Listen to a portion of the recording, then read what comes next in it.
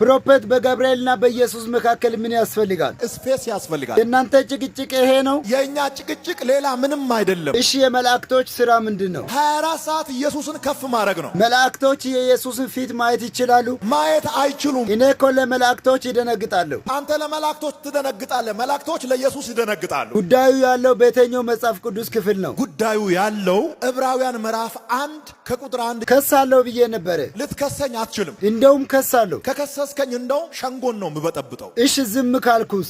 ዝም ካልክ ጥሩ ነው፣ በዚሁ ቀጥላለሁ። ቆይ ከነካካውስ? ከነካካኝ ግን ሌላ ታምር ይመጣል። ዕብራውያን 1 አብስቶ ኢየሱስ ይበልጣል ስላለ መላእክቶች የት እናስቀምጣለን? አብስቶ ይበልጣል ስላለ መላእክቶችን እዛ ጋር አስቀምጠን ኢየሱስን ደግሞ የት እናስቀምጣለን? ኢየሱስን ሌላ ቦታ እናስቀምጣለን። እንዴት ነው የምትናገረው? እንደዚህ አየህ፣ እንዲህ አድርጌ እንደዚህ ነው የምናገረው። ፕሮፌት ፋሚሊዎች ይጨነቃሉ።